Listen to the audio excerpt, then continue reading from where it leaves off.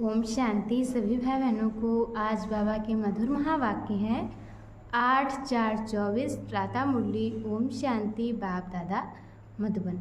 बाबा बोले, मीठे बच्चे, इन आँखों से जो कुछ देखते हो ये सब खत्म हो जाना है, इसलिए इससे बेहद का वैराग्य बाप तुम्हारे लिए नई दुनिया बना रहे हैं। प्रश्न है, तुम बच्चों की साइलेंस में कौन सा रहस्य समाया हुआ है? उत्तर में बाबा ने बताया है, जब तुम साइलेंस में बैठते हो तो शांति धाम को याद करते हो। तुम जानते हो साइलेंस माना जीते जी मरना। यहाँ बाप तुम्हें सद्गुरु के रूप में साइलेंस में रहना सिखाते हैं। तुम साइलेंस में रह अपने विकर्मों को दग्ध करते हो। तुम्हें ज्ञान है कि अब घर जाना है। दूसरे सत्संगों में शांति में बैठते हैं, लेकिन उन्हें शांति धाम का ज्ञान नहीं है। ओम शांति। मीठे मीठे सिकिल दे रूहानी बच्चों प्रति शिव बाबा बोल रहे हैं। गीता में है श्री कृष्ण बोले, लेकिन है शिव बाबा बोले। श्री कृष्ण को बाबा नहीं कह सकते। भारतवासियों को मालूम है कि पिता दो होते हैं, लौकिक और पारलौकिक। पारलौकिक को परम पिता कहा जाता है, लौकिक को परम पिता कह नहीं सकते। तुमको कोई लौकिक पिता नहीं समझाते हैं। पारलौकिक बाप पारलौकिक बच्चों को समझाते हैं। पहले पहले तुम जानते हो शांति धाम, जिसको तुम मुक्ति धाम, निर्वाण धाम व वानप्रस्थ भी कहते हो। अब बाप कहते हैं, बच्चे अब जाना है शांति धाम। सिर्फ उनको ही कहा जाता है टावर ऑफ साइलेंस। यहाँ बैठे हुए पहले पहले शांति में बैठना है। कोई भी सत्संग में पहले पहले शांति में बैठते हैं, परंतु उन्हों को शांति धाम का ज्ञान नहीं है। बच्चे जानते हैं हम आत्माओं को इस पुराने शरीर को छोड़ घर जाना है। कोई भी समय शरीर छूट जाए, इसलिए अब बाप जो पढ़ाते हैं वह अच्छी रीति पढ़ना है। वह सुप्रीम टीचर भी है, सदगति दाता गुरु भी है, उनसे योग लगाना है। ये एक ही तीनों सर्विस करते हैं। ऐसे और कोई एक तीनों ही सर्विस नहीं कर सकते। ये एक बाप साइलेंस भी सिखलाते हैं। जीते जी मरने को साइलेंस कहा जाता है। तुम जानते हो हमको अब शांति धाम घर में जाना है। जब तक पवित्र आत्माएं नहीं बनी है तब तक वापस घर कोई जा ना सके।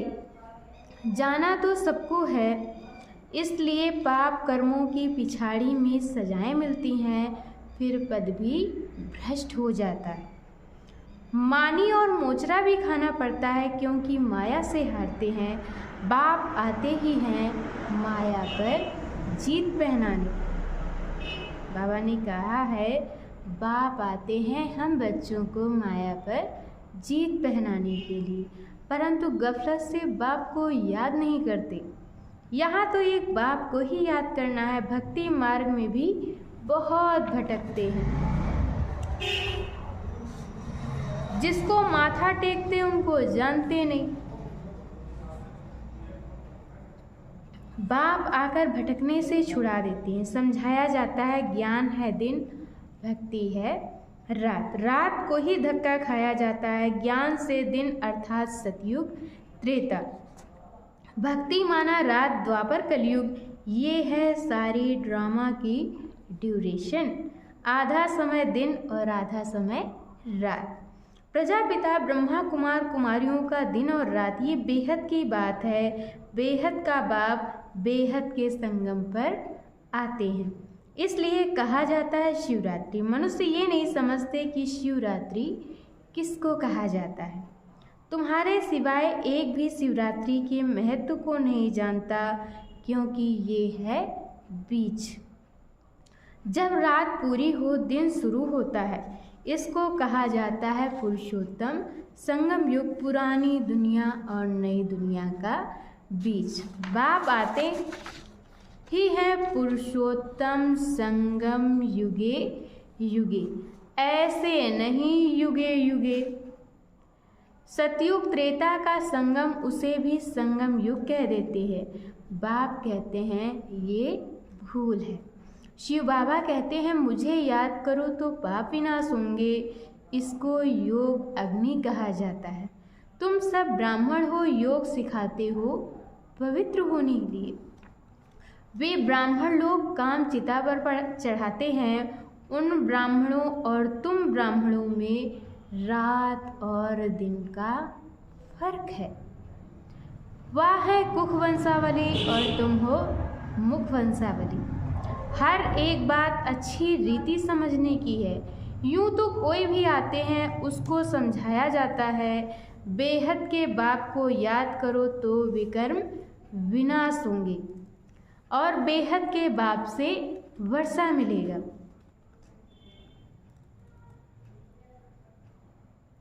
फिर जितना जितना दैवी गुण धारण करेंगे और कराएंगे उतना ऊंच पद पाएंगे। बाप आते ही हैं पतितों को पावन बनाने, तो तुमको भी ये सर्विस करनी है। पतित तो सभी हैं, गुरु लोग किसको भी पावन कर ना सके। पतित पावन नाम शिव बाबा का है। वह आते भी यहाँ हैं जब सभी पूरे पतित बन जाते हैं। ड्रामा के प्लान अनुसार तब बाप आते हैं। पहले पहले तो बच्चों को अल्प समझाते हैं, मुझे याद करो। तुम कहते हो ना वह पतित पावन है। रूहानी बाप को कहा जाता है पतित पावन।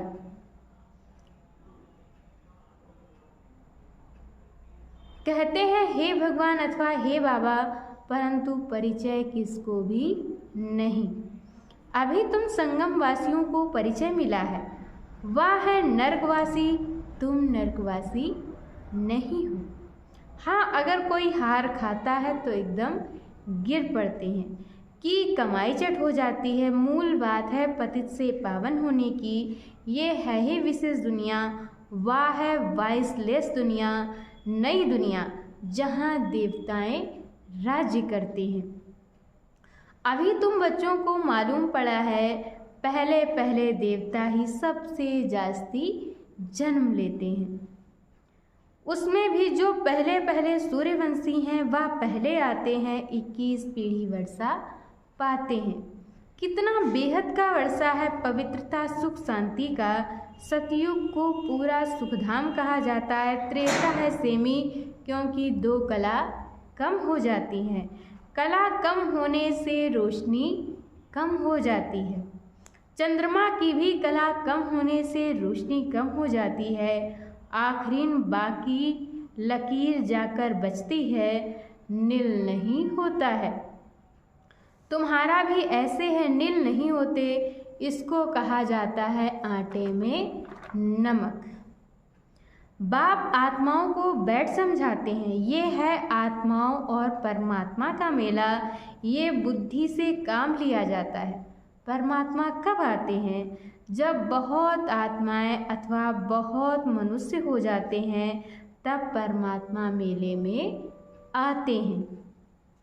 आत्माओं और परमात्मा का मेला किस लिए लगता है? वह मेले तो मेले होने के लिए हैं। इस समय बागवान द्वारा तुम कांटे से फूल बन रहे हो।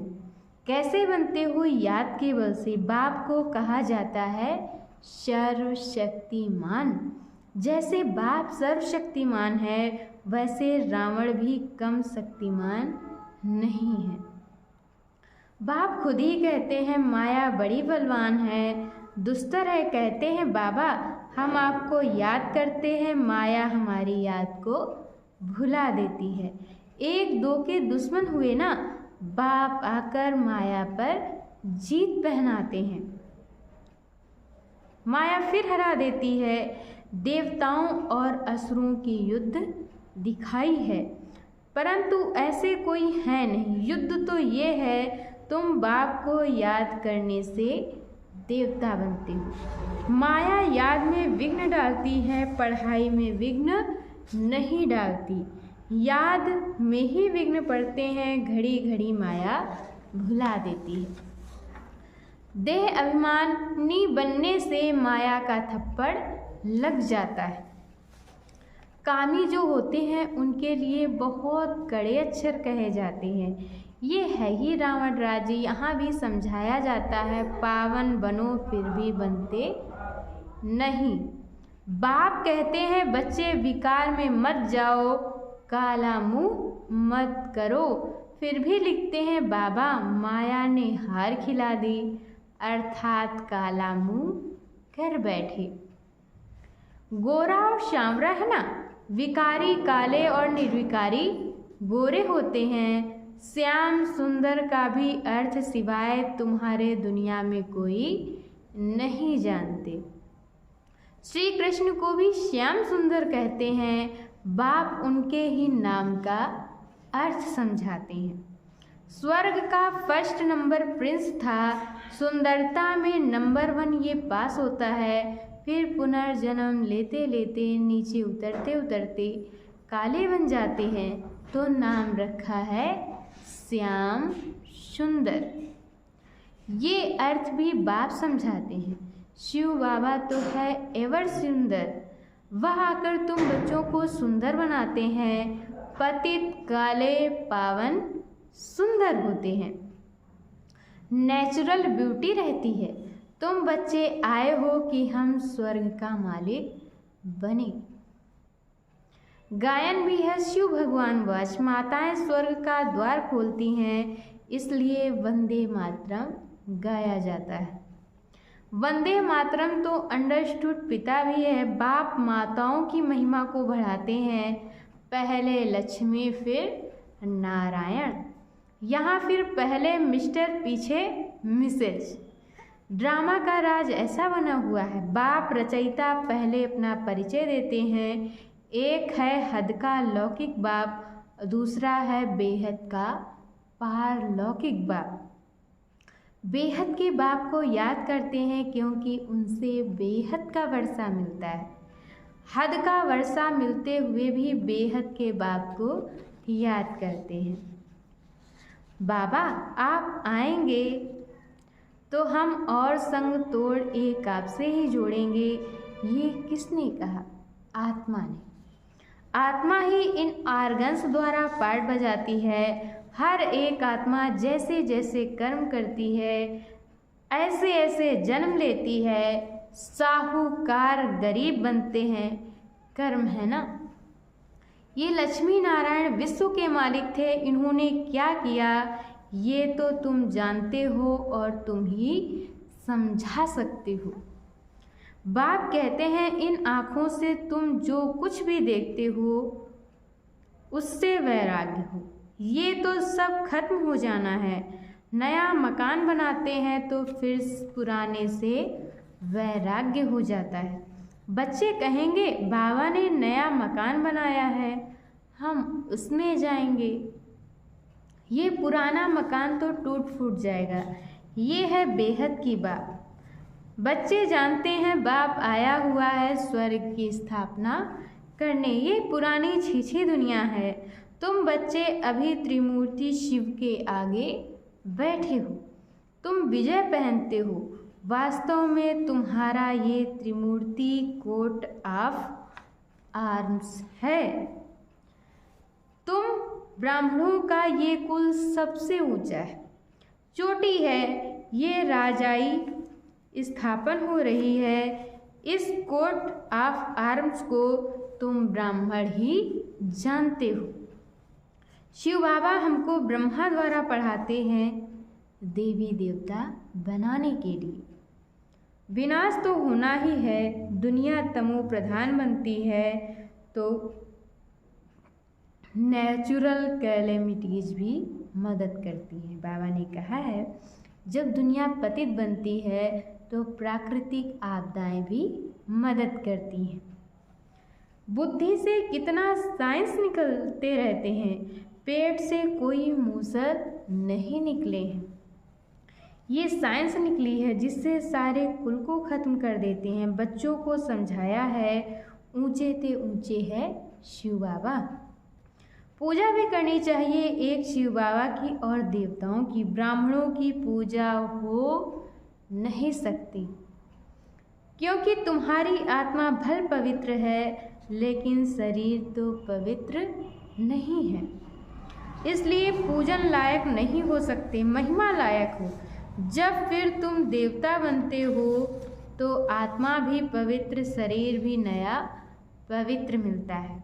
इस समय तुम महिमा लायक हो। वंदे मातरम गाया जाता है। माताओं की सेना ने क्या किया? माताओं ने ही श्रीमत पर ज्ञान दिया है। माताएं सबको श्रीमत पर ज्ञान देती हैं। माताएं सबको ज्ञान अमृत पिलाती हैं। यथार्थ रीति तुम ही समझते हो।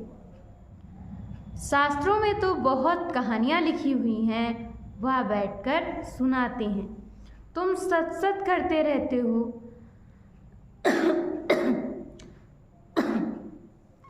तुम ये बैठकर सुनाओ तो सत सत कहेंगे, अभी तो तुम सत सत नहीं कहेंगे। मनुष्य तो ऐसे पत्थर बुद्धि हैं जो सत सत कहते रहते हैं। गायन भी है पत्थर बुद्धि और पारस बुद्धि। पारस बुद्धि माना पारसनाथ। नेपाल में कहते हैं पारसनाथ का चित्र है। पारसपुरी का नाथ ये लक्ष्मी नारायण है, उन्हों की डिनास्टी है।